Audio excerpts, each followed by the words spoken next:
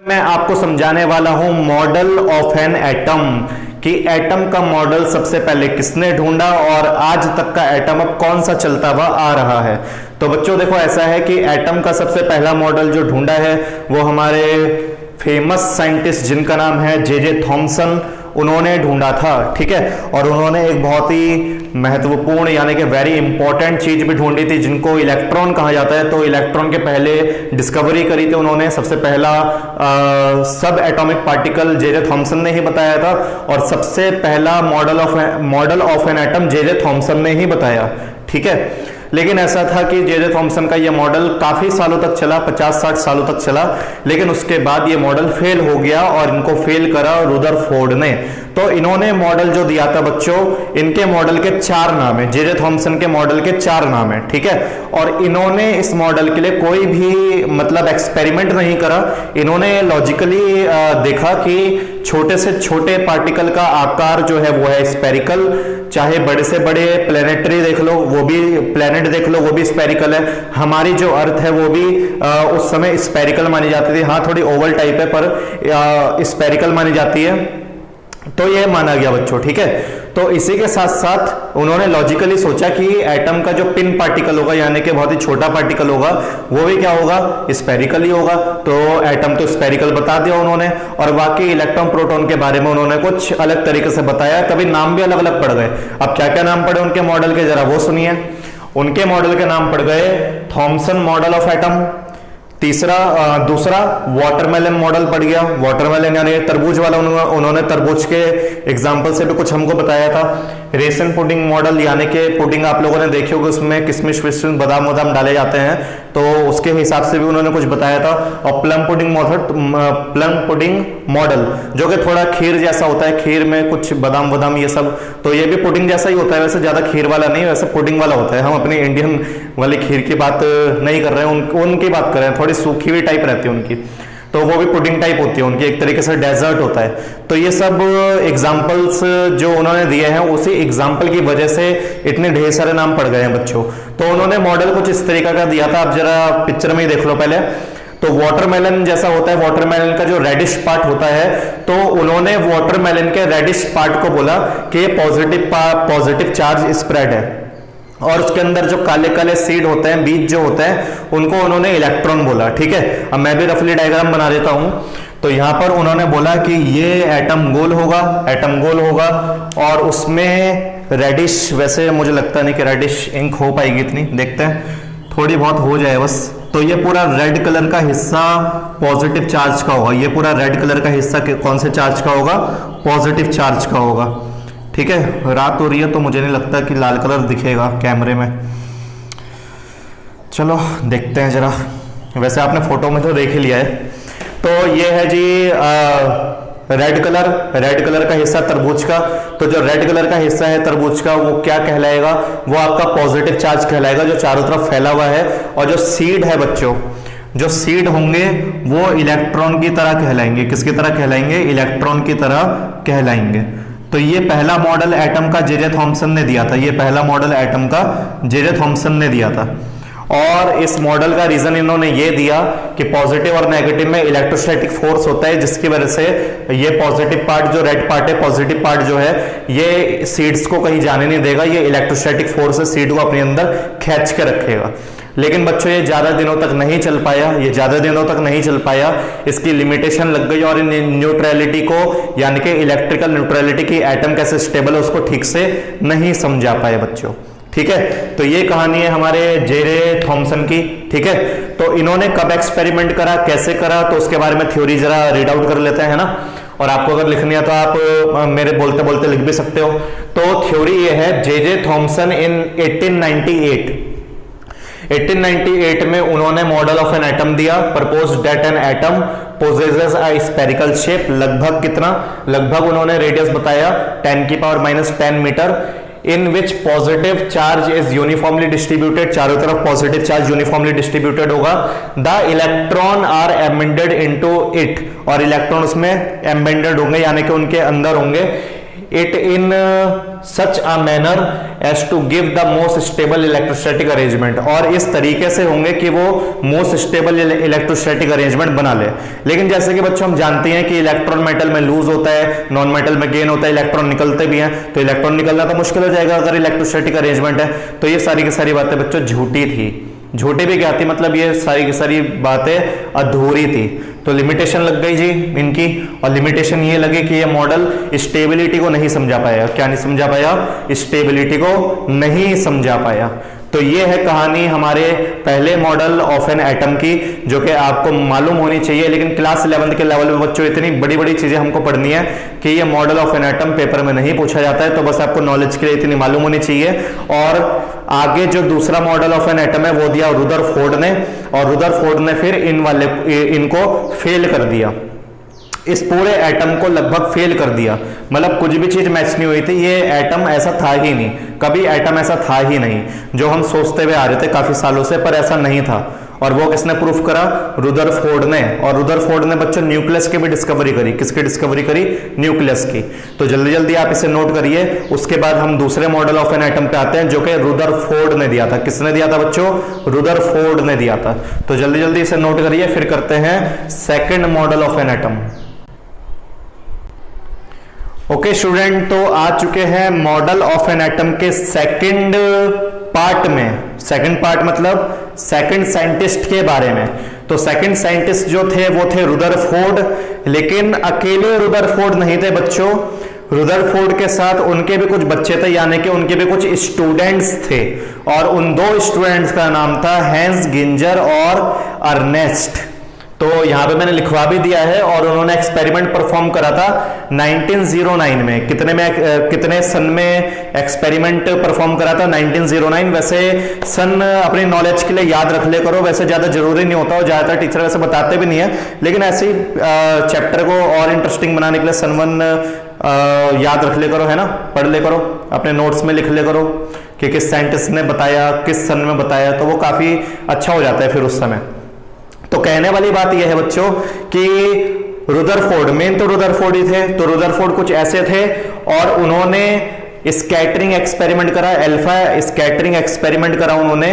और scattering experiment के बाद उन्होंने कुछ ऑब्जर्वेशन करी, और ऑब्जर्वेशन करके एटम का मॉडल बताया कि एटम का मॉडल कुछ इस तरीके का होगा या इस तरीके का होगा। तो आप पहले डायग्रामेटिकली स्कैटरिंग एक्सपेरिमेंट को देख लो। कुछ ऐसा था, कुछ ऐसे उन्होंने ZNS की लेयर लगाई थी, कुछ बीम आ रही थी, कुछ रे आ रही थी अल्फा रेस की, और वो गोल्ड फॉइल से टकरा रही थी, और गोल्ड फॉइल से टकरा के चारों तरफ वो फैल रही थी। ज्यादा वो सीधी फैल रही थी, ज्यादा सीधी जा रही थी, अनडिफ्लेक्टेड रेस जा रही थी।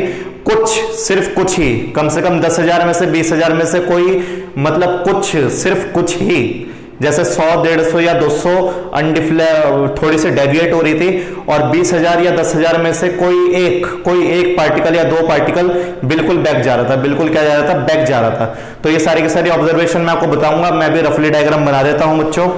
तो रफली डायग्राम ये है कि पहले उन्होंने एक जिंक सल्फाइड की लेयर लगाई। पहले तो इन्होंने एक स्क्रीन बनाई कुछ इस तरीके से, एक स्क्रीन कुछ इस तरीके से उन्होंने बना दी, और उस पर ZNS की लेयर लगा दी। तो ZNS एक केमिकल होता है, जब भी कोई हाई स्पीड से पार्टिकल टकराता है या कुछ भी चीज टकराती है तो वो चमकता है। ये मैं पहले आपको बता चुका हूं। और यहाँ पे उन्होंने गोल्ड फॉइल लगा दी थी बच्चों, यहाँ पे उन्होंने गोल्ड फॉइल लगा दी थी, ये गोल्ड फॉइल हो गई। और उसके बाद इन्होंने यहाँ पे स्लिट लगाई, और यहाँ पे मैं लेड बॉक्स ले लेता हूँ, लेड बॉक्स, PB बॉक्स लिख देते हैं, PB बॉक्स, ठीक है, लेड का बॉक्स हो गया। और अंदर डालूंगा मैं रेडियो एक्टिव एलिमेंट, यहाँ पे डालूंगा मैं रेडियो एक्टिव एलिमेंट। तो रेडियो एक्टिव एलिमेंट में से रे निकलेगी अल्फा वाली, रे निकलेगी अल्फा पार्टिकल वाली। कौन से पार्टिकल वाली?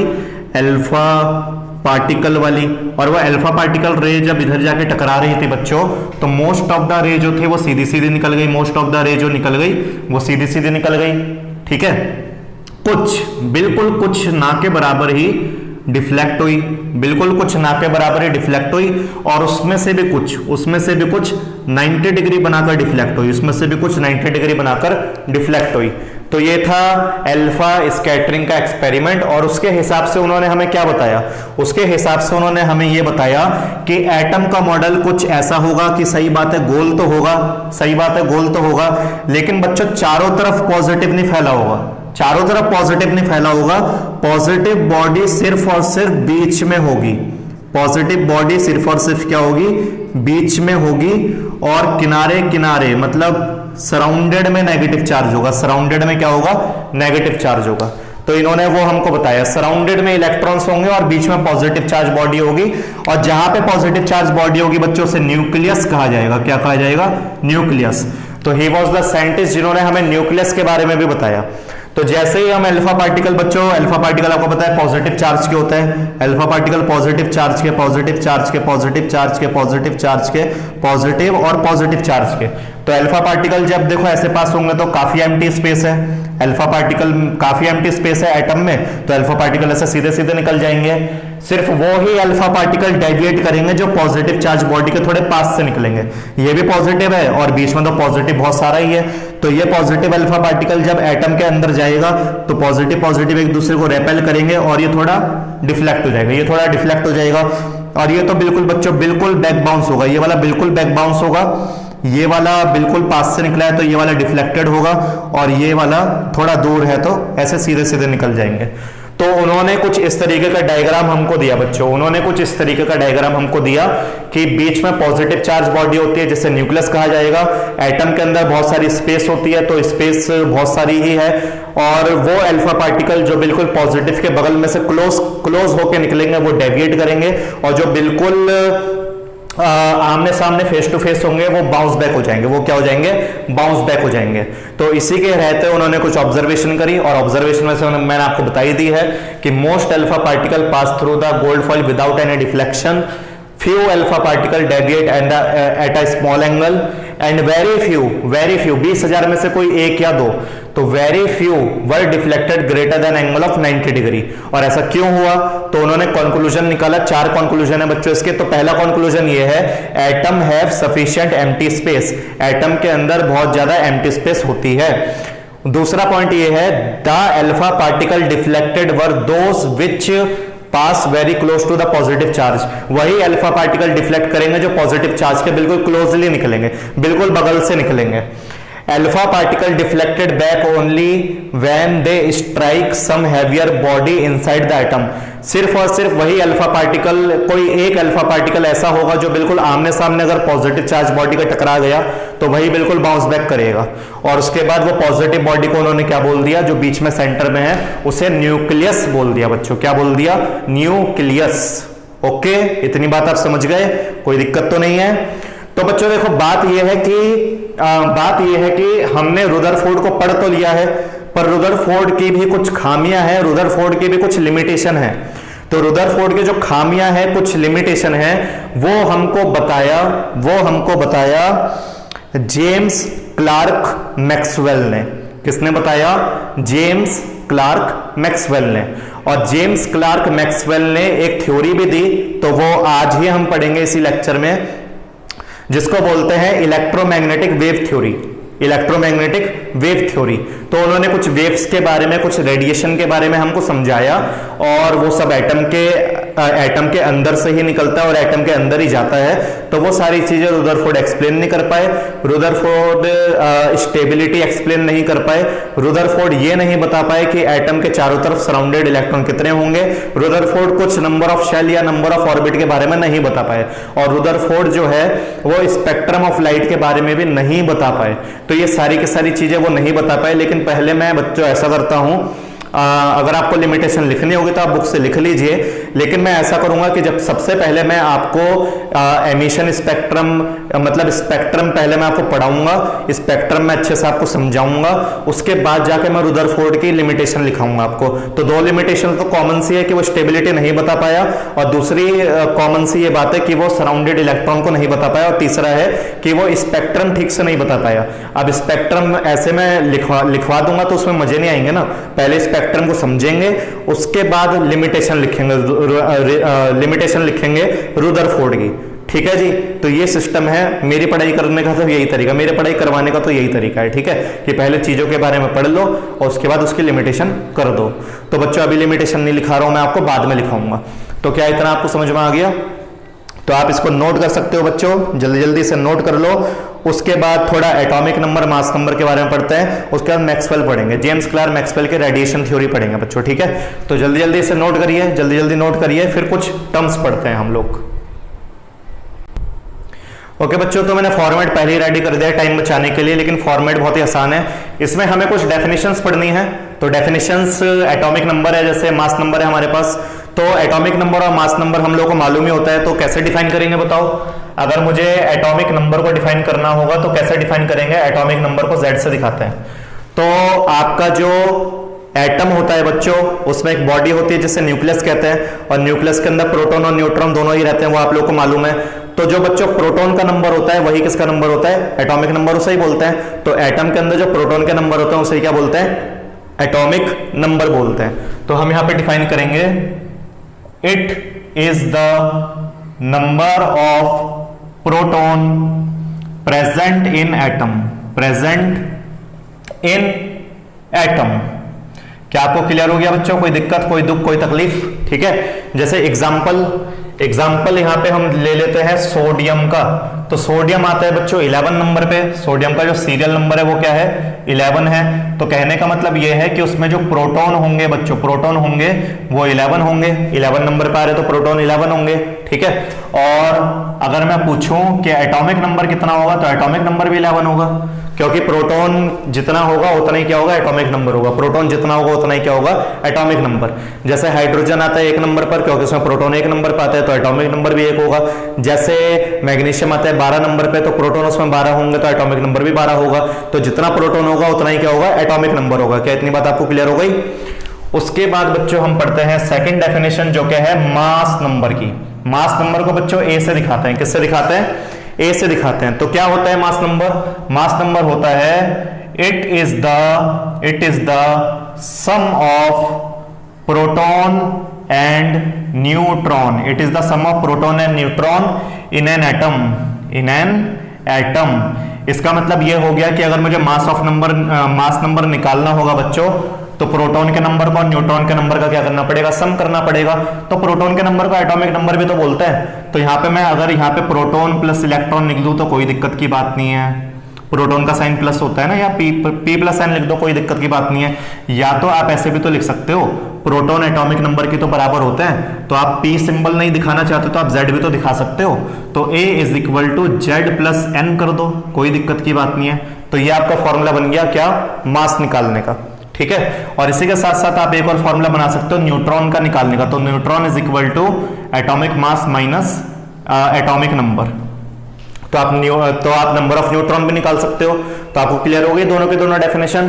तो एटॉमिक नंबर क्या होता है? एटम के अंदर का जो प्रोटॉन होता है, प्रोटॉन के नंबर होते हैं, उसे एटॉमिक नंबर बोलते हैं। और मास नंबर क्या होता है? It is the sum of number of proton and number of neutron present in an atom, ठीक है। और उसको ऐड कर दो, और न्यूट्रॉन के नंबर निकालने तो a माइनस जेड करना पड़ेगा। सिंपल सी बात है ना।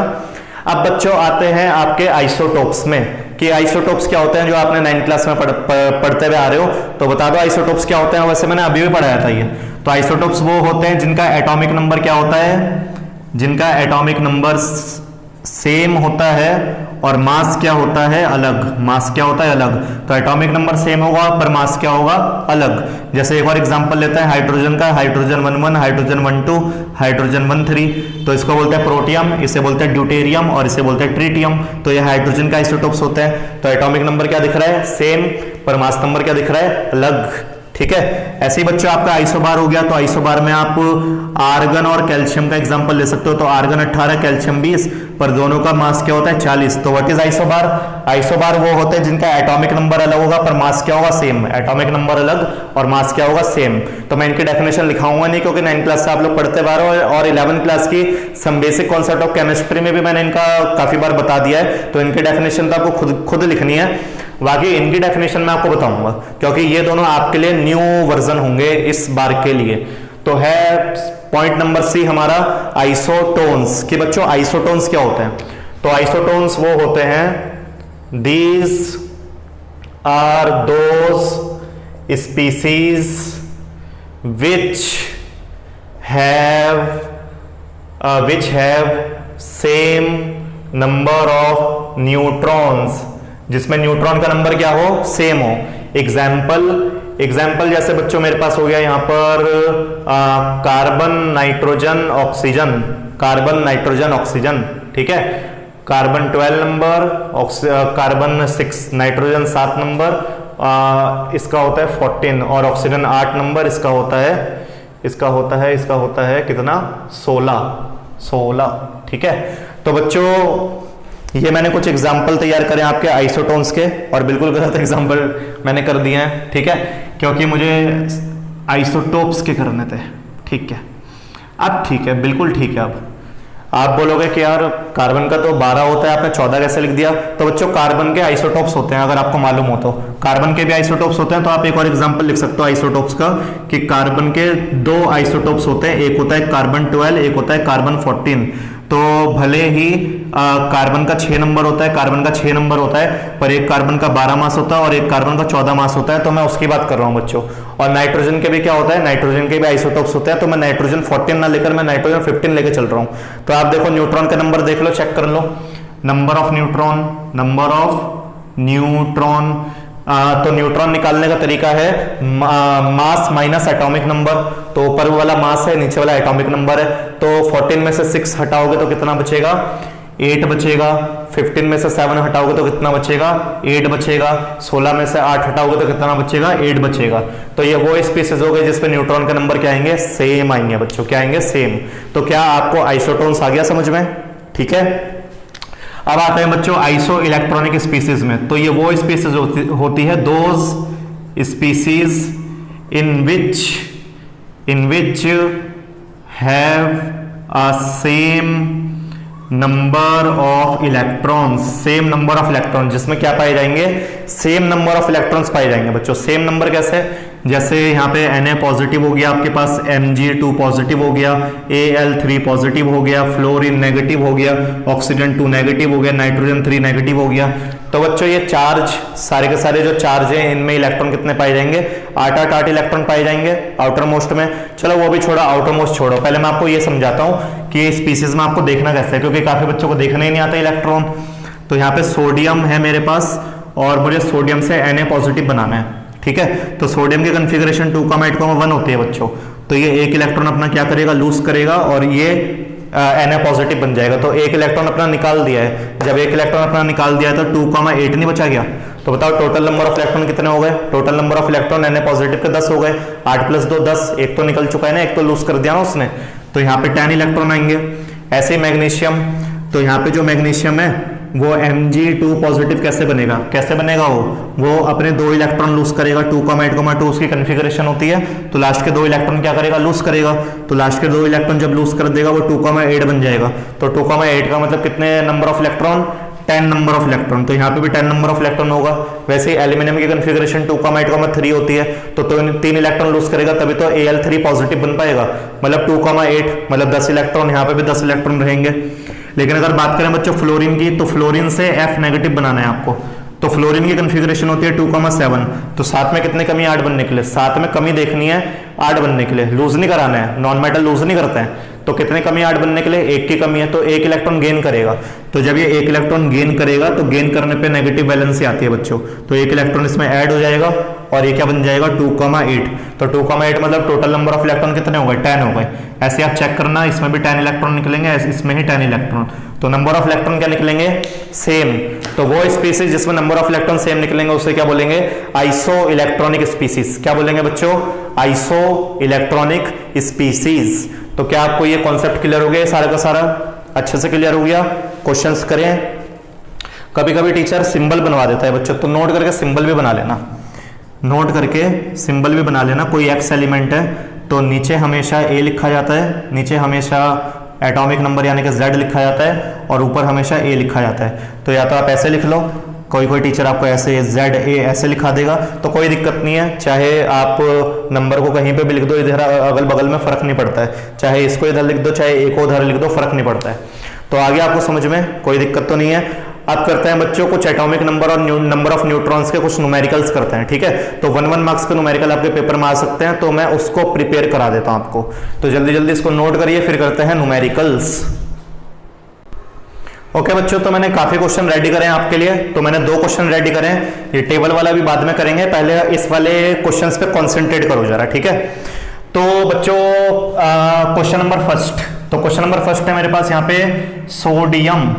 तो मुझे सोडियम का बच्चों क्या बोलते हैं, नंबर ऑफ प्रोटॉन्स भी बताना है, नंबर ऑफ इलेक्ट्रॉन्स भी बताना है, और साथ ही साथ मुझे क्या बोलते हैं, नंबर ऑफ न्यूट्रॉन भी बताना है। क्या बताना है, नंबर ऑफ न्यूट्रॉन भी बताना है। और हो सकता है कि आपके पास सोडियम ऐसे ना करके आपके पास बुक में ऐसा भी आ जाए 1123 आ जाए, ठीक है। या तो खाली सोडियम बोल देंगे या तो ऐसे 1123 करके देंगे।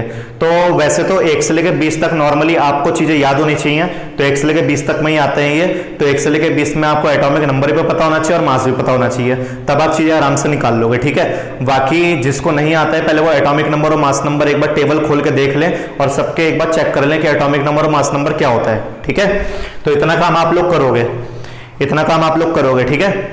ओके, तो मुझे पता है कि नीचे वाले को एटॉमिक नंबर बोलते हैं, और ऊपर वाले को क्या बोलते हैं, मास नंबर बोलते हैं, ठीक है। इसको Z से दिखाते हैं और इसको A से दिखाते हैं, इसको Z से दिखाते हैं, इसको A से दिखाते हैं। और हमसे बोला क्या है, प्रोटॉन बताओ, इलेक्ट्रॉन बताओ, न्यूट्रॉन बताओ। बहुत आसान है बच्चों, आपको पता है जो एटॉमिक नंबर होता है उसमें नंबर ऑफ प्रोटॉन क्या होता है, जितना एटॉमिक नंबर होगा तो नंबर ऑफ प्रोटॉन भी बराबर होंगे। और जब एटम की बात है, आयन की बात नहीं, जब एटम की बात है तो नंबर ऑफ इलेक्ट्रॉन भी बराबर ही होता है। नंबर ऑफ प्रोटॉन जितने होंगे उतने ही नंबर ऑफ इलेक्ट्रॉन होंगे। एटम में कोई भी अगर स्पीसीज में पॉजिटिव नेगेटिव आ जाता है तो उसमें बराबर नहीं होता है, लेकिन इसमें बराबर होंगे, एटम में बराबर होंगे। जब भी कोई चार्ज ना हो तो एटम में बराबर होंगे, इतना याद रखना। तो मुझे पता चल गया कि प्रोटॉन के नंबर आपके 11 होने वाले हैं, इलेक्ट्रॉन के नंबर आपके 11 होने वाले हैं, 11 ही होने वाले हैं। और न्यूट्रॉन के जहां तक बात है तो A - Z करना पड़ता है बच्चों। तो A कितना, मास कितना दिया है 23 और ये दिया है 11, तो ये आपका कितना निकल जाएगा 12। इसका मतलब नंबर ऑफ न्यूट्रॉन कितने निकल गए 12। तो आगे आपको सॉल्व करना कोई दिक्कत तो नहीं है, ठीक है। ऐसे ही हम बच्चों सेकंड सॉल्व करते हैं जिसमें Al3 पॉजिटिव दिया है। क्या दिया है, Al3 पॉजिटिव। तो आपको मालूम होना चाहिए कि एल्यूमिनियम जो है वो 13 नंबर पे आता है और एल्यूमिनियम का जो मास होता है वो 27 होता है, और 3 पॉजिटिव हमें करके कुछ ऐसा दिया है। तो बुक में ऐसा भी, क्वेश्चन पेपर में ऐसा भी मिल सकता है, ऐसा भी मिल सकता है। हो सकता है कि वो चीजें 13 और 27 गिवन दे दे। तो ये आपकी रिस्पॉन्सिबिलिटी है कि आप एटॉमिक नंबर और मास नंबर याद रखें, 1 से लेकर 20 तक तो पक्का याद रखें, ठीक है। तो मुझे पता है नीचे वाले को एटॉमिक नंबर बोलते हैं, और जो एटॉमिक नंबर होता है वो आपका नंबर ऑफ प्रोटॉन के बराबर होता है और नंबर ऑफ इलेक्ट्रॉन के भी बराबर होता है एटम में, पर दिस इज द आयन। तो ये बात तो एप्लीकेबल है, 100%, लेकिन आयन में ये बात एप्लीकेबल नहीं है। नंबर ऑफ प्रोटॉन और नंबर ऑफ इलेक्ट्रॉन एक दूसरे के बराबर नहीं होते आयन में। किसके बराबर नहीं होते, प्रोटॉन और न्यूट्रॉन अरे भाई प्रोटॉन और इलेक्ट्रॉन एक दूसरे के बराबर नहीं होते हैं, सिंपल सी बात है। तो यहां पर नंबर ऑफ प्रोटॉन तो बराबर है, नंबर ऑफ प्रोटॉन तो 13 है, ठीक है, लेकिन इलेक्ट्रॉन आपके 10 है बच्चों, इलेक्ट्रॉन आपके 10 इलेक्ट्रॉन है। और अभी मैंने आपको सिखाया था कुछ रिएक्शन में, क्योंकि एल्यूमिनियम की कॉन्फ़िगरेशन 2,8,3 होती है, तो अपने में से 3 इलेक्ट्रॉन निकाल देगा तभी तो Al3 पॉजिटिव बनेगा। तो कितने रह जाएंगे जब 3 निकाल देगा, 2 और 8 रह जाएंगे, 2 और 8 को जोड़ो जरा, 10 हो जाएगा। तो नंबर ऑफ इलेक्ट्रॉन कितने आ जाएंगे 10। मतलब इनफैक्ट सभी में ही 10 आने वाले हैं, सभी में ही नेगेटिव पॉजिटिव जो आयन वाले हैं उनमें 10 ही आने वाले हैं। तो इतना याद रखना आप, ठीक है। बस अगर पोटेशियम का केस होता तो 18 आता है, क्योंकि पोटेशियम की 2,8,1 होती है, तो 1 इलेक्ट्रॉन लूज करता है तो 2,8,8 करना पड़ता आपको, ठीक है। तो ये याद रखना, कॉन्फ़िगरेशन का खेल है सब कुछ और कुछ नहीं है। नंबर ऑफ न्यूट्रॉन निकालने के लिए क्या करना पड़ेगा, A - Z करना पड़ेगा। तो नंबर ऑफ न्यूट्रॉन A कितना, A मेरे पास 27 हो गया, Z कितना, Z मेरे पास 13 हो गया। तो ये कितना आ जाएगा बच्चों, ये आ जाएगा 14 आ जाएगा। कितना आ जाएगा 14। तो क्या हो गया, क्या आपको क्लियर हो गया ये सब, ठीक है, क्लियर हो गया अच्छे से कैसे करना है क्वेश्चन। तो मुझे उम्मीद है कि आप ये 10 क्वेश्चन कर लोगे, नहीं आएगा तो मुझे कमेंट कर देना, तो मैं आपको क्या बोलते हैं ये 10 के 10 क्वेश्चन करा दूंगा, एक शॉर्ट वीडियो में करा दूंगा, ठीक है जी, कोई दिक्कत। अच्छा, अब आ जाइए इस टेबल पर, क्वेश्चन नंबर 2 पे इस टेबल पे आ जाइए। आपको ये टेबल दिया है और टेबल में कुछ गिवन है और कुछ गिवन नहीं है, तो जो गिवन नहीं है उन्हीं को भरना है आपको। तो देखिए बच्चों, नाइट्रोजन दिया है, न्यूट्रॉन का नंबर 7 दे रखा है और इलेक्ट्रॉन का नंबर 7 दे रखा है, और एटम है, क्या है, एटम। तो एटम में क्या बात एप्लीकेबल है, एटम में atomic number, number of proton और नंबर ऑफ इलेक्ट्रॉन तीनों एक दूसरे के क्या होते हैं, बराबर। तो मुझे मिल तो गया एटॉमिक नंबर, मतलब इलेक्ट्रॉन का नंबर 7 है तो एटॉमिक नंबर भी 7 होगा, ठीक है, और प्रोटॉन का नंबर भी 7 होगा, प्रोटॉन का नंबर भी 7 होगा। और यहाँ पे मास नंबर निकालना है इसका, तो मास नंबर बहुत आसान है। मास नंबर निकालने का फॉर्मूला होता है बच्चों, मास नंबर निकालने का फॉर्मूला होता है Z is equal to proton plus neutron. तो प्रोटॉन कितने हैं, 7, न्यूट्रॉन कितने हैं, 7, तो 7 और 7 कितना हो गया, 14। तो ये आपका आंसर हो गया। यहाँ पे पर बच्चों कैल्शियम आयन है, तो कैल्शियम आयन है, न्यूट्रॉन का नंबर तो दे रखा है, एटॉमिक नंबर दे रखा है, तो एटॉमिक नंबर मतलब प्रोटॉन का नंबर, एटॉमिक नंबर मतलब प्रोटॉन का नंबर, तो ये भी 20 होगा, ये भी 20 होगा, और 20 मास 40 आ जाएगा। लेकिन कैल्शियम के पास 2 पॉजिटिव है, तो जो कैल्शियम होता है बच्चों 2,8,8,2 कॉन्फ़िगरेशन होती है उसकी, तो जब वो कैल्शियम 2 पॉजिटिव बनेगा तो वो 2 इलेक्ट्रॉन लूज कर देता है, तो 2,8,8 रह जाता है। तो टोटल नंबर ऑफ इलेक्ट्रॉन कितने हो गए, 18, 8 16 और 2 18। इसका मतलब यहाँ पे आप 18 इलेक्ट्रॉन्स लिखोगे, कितने लिखोगे, 18 इलेक्ट्रॉन्स। बाकी इस पे आते हैं, तो मास 16 दे रखा है, एटॉमिक नंबर 8 दे रखा है, कोई आयन नहीं है, एटम है, तो एटम में प्रोटॉन और एटॉमिक नंबर बराबर होता है और इलेक्ट्रॉन भी बराबर होते हैं, तो 8 8 8 हो जाएगा बच्चों। क्या हो जाएगा, 1 मिनट, 8 8, और ये कितना हो जाएगा, नंबर ऑफ न्यूट्रॉन भी 8 ही हो जाएगा, माइनस से तो करना है ना। तो आगे आपको समझ में, टेबल समझ में आ गया बच्चों अच्छे से, कोई दिक्कत तो नहीं है। तो आपके पेपर में ये कुछ 1-1 मार्क्स के आएंगे, और ये टेबल ऐसे बना हुआ आ भी सकता है, नहीं भी आ सकता है, क्योंकि इनके ज्यादा क्वेश्चंस छोटे ही आते हैं, 1 मार्क्स के लेवल में ही आते हैं, तो 1 मार्क्स के लेवल में ही आपको इसके क्वेश्चन आते हुए मिलेंगे, ठीक है जी। तो अब ये टॉपिक हो चुका है कंप्लीट, और अब आते हैं अपनी मैक्सवेल थ्योरी पर, जेम्स क्लार्क मैक्सवेल की थ्योरी पर आते हैं बच्चों। तो जल्दी जल्दी आप इसे नोट करिए, फिर जेम्स क्लार्क मैक्सवेल की थ्योरी पढ़ते हैं। ओके स्टूडेंट, तो अब पढ़ते हैं इलेक्ट्रोमैग्नेटिक रेडिएशन के बारे में, कि रेडिएशन कैसा कैसा होता है, किस तरीके का होता है। और इसी के साथ साथ मैं रुदरफोर्ड की भी आपको लिमिटेशंस यहां बगल में करा दूंगा, क्योंकि मैक्सवेल का ही टॉपिक है, तो मैक्सवेल ने ही रुदरफोर्ड की सबसे पहली लिमिटेशन बताई थी, तो दोनों को कनेक्ट करके पढ़ लेंगे बच्चों, ठीक है। इसीलिए मैंने लिमिटेशन अभी छुड़वा दी थी रुदरफोर्ड की, उस समय नहीं लिखवाई थी, ठीक है, क्योंकि उस समय समझने के बाद फिर मजे नहीं आते ना, क्योंकि उस समय बिना समझे आप लिख लेते। वैसे यहाँ पे एक बात तो बिना समझे लिखनी है, लेकिन आगे जाके उसको समझेंगे। तो सबसे पहले आते हैं जेम्स क्लार्क मैक्सवेल पर। ये केमिस्ट्री वाले भी थे और फिजिक्स वाले भी थे, मतलब फिजिशियन बहुत अच्छे थे, और केमिस्ट्री में भी इनका योगदान है, लेकिन केमिस्ट्री में कुछ फिजिक्स भी अप्लाई होती है वेव की, इसलिए इनकी वेव थ्योरी इसमें भी अप्लाई होती है, केमिस्ट्री में भी अप्लाई होती है, केमिस्ट्री के स्ट्रक्चर ऑफ एटम में भी अप्लाई होती है।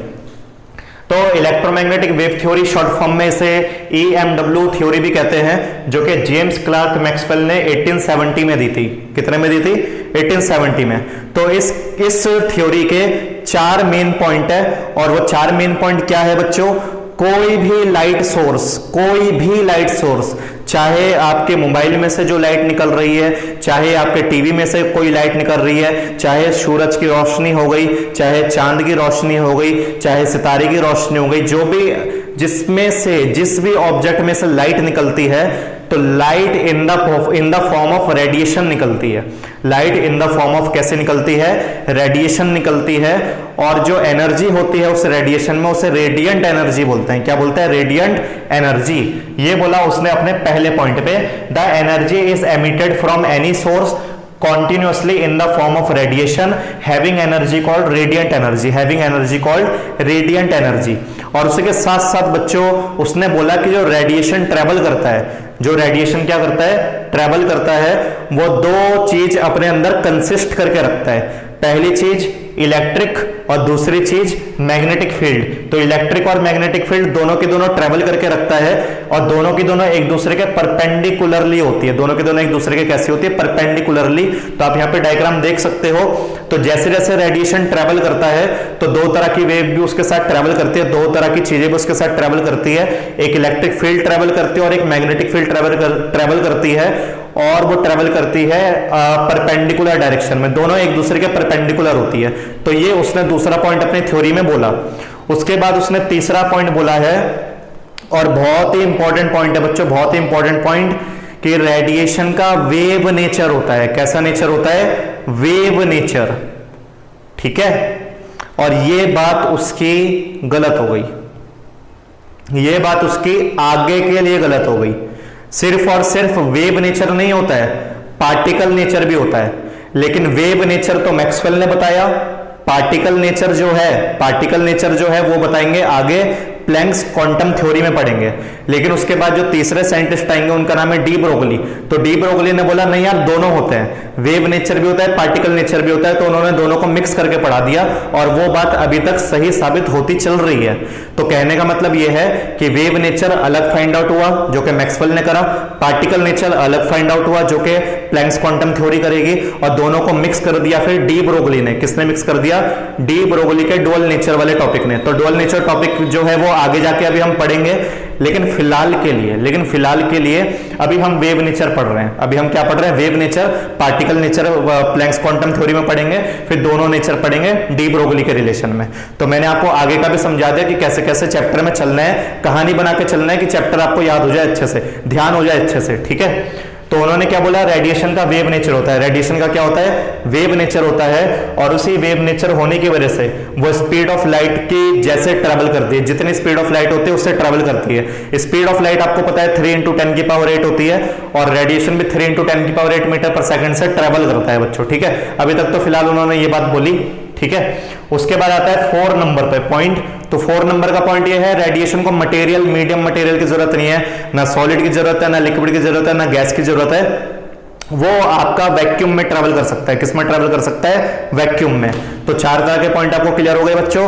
पहला पॉइंट ये है, कोई भी लाइट सोर्स हो गया, इवन एक आपकी क्या बोलते हैं छोटी सी टॉर्च की लाइट भी एक लाइट सोर्स का काम करेगी। तो जो भी आपका लाइट सोर्स हो गया, अभी मैं यहाँ पे ट्यूबलाइट में हूँ और क्या बोलते हैं पंखा चल रहा है और क्या बोलते हैं एलईडी बल्ब लगा हुआ है, इनमें से भी जो लाइट निकल रही है बच्चों in the form of radiation निकल रही होगी, और एनर्जी को बोलते हैं रेडिएंट एनर्जी। ये जो रेडिएशन है ये ट्रेवल करते हैं और कंसिस्ट करके रखते हैं 2 तरह की फील्ड, इलेक्ट्रिकल और मैग्नेटिकल, जो कि एक दूसरे के परपेंडिकुलर होती है। तीसरा पॉइंट, इनका वेव नेचर होता है और ये स्पीड ऑफ लाइट के जैसे भागती है। चौथा पॉइंट, इनको कोई भी मटेरियल मीडियम की जरूरत नहीं पड़ती, ये इवन वैक्यूम में भी ट्रेवल कर सकती है। तो इतना क्लियर हो गया बच्चों आपको। सन की जो लाइट आती है वो भी EMW है बच्चों, इलेक्ट्रोमैग्नेटिक वेव है। आपके मेरे बीच में इलेक्ट्रोमैग्नेटिक वेव है, तो ये है जी। ठीक है, सुबह की जो रोशनी होती है, रात की जो अंधेरी होती है, उसमें जो चांदनी चमकती है वो भी इलेक्ट्रोमैग्नेटिक वेव है। हर लाइट सोर्स में जो रेडिएशन निकलता है वो इलेक्ट्रोमैग्नेटिक वेव है, और पूरा इलेक्ट्रोमैग्नेटिक वेव का चैप्टर आप फिजिक्स में पढ़ोगे, चैप्टर नंबर 5 में, फिजिक्स में, क्लास 12th में। ठीक है, तो ये बातें बच्चों जो उन्होंने कही थी। लेकिन उन्होंने रुदरफोर्ड के बारे में भी कुछ कहा, क्योंकि रुदरफोर्ड जो थे ना, उन्होंने अपने एटम के बारे में कुछ कहा। क्या कहा उन्होंने एटम के बारे में? उन्होंने बोला वो स्टेबिलिटी नहीं समझा पाए, लेकिन उन्होंने स्टेबिलिटी के लिए कुछ बातें बोली थी। स्टेबिलिटी के लिए उन्होंने कुछ बातें ये बोली कि आपके पास यहाँ पे प्रोटॉन हो गया और ये आपका इलेक्ट्रॉन हो गया। तो इलेक्ट्रॉन जो है वो सर्कल में घूमता है और अपनी एनर्जी लूज करता है, अपनी एनर्जी लूज करते रहता है। तो इलेक्ट्रॉन अपनी एनर्जी लूज करते रहता है और वो चारों तरफ ऐसे घूमता रहता है, और स्टेबिलिटी का उन्होंने हमें बताया था। लेकिन ये बात सरासर गलत है। वो गलत बात हमको जेम्स क्लार्क मैक्सवेल ने नोट करके कुछ बताई। तो मैंने नोट करके यहाँ पे कुछ लिखा है। तो जेम्स क्लार्क मैक्सवेल ने हमको बोला कि अकॉर्डिंग टू चार्ज का सिंबल क्यू होता है बच्चों, आप जानते हो। अकॉर्डिंग टू चार्ज, जैसे यहाँ पे कोई Q2 चार्ज है और यहाँ पे कोई Q1 चार्ज है, तो अगर कोई Q1 चार्ज चलते चलते Q2 पर पहुंचे, चलते Q2 पे पहुंचे, मान लो ये नेगेटिव चार्ज है तो पॉजिटिव ने उसको अट्रैक्ट कर लिया, पहुंच गया वो वहां तक। तो जो नेगेटिव चार्ज है जो चला होगा उसने अपनी एनर्जी क्या करी होगी? लूज करी होगी एनर्जी। और अगर एनर्जी के तौर पे देखा जाए तो Q2 की एनर्जी ज्यादा है और Q1 की एनर्जी कम है। तो कहने का मतलब है जो चलेगा उसकी एनर्जी भी कम हो जाएगी। बहुत सिंपल सी बात बोलता हूं आपको, आप एक ग्राउंड में जाना और 10 चक्कर मार लेना एक ग्राउंड के, ठीक है, बिल्कुल अपनी जान लगा के मार लेना।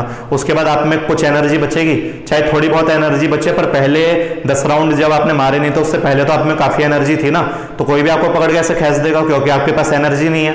कोई ताकतवर आपको पकड़ के खींच देगा क्योंकि आपने 10 राउंड मारने पे एनर्जी खर्च कर दी।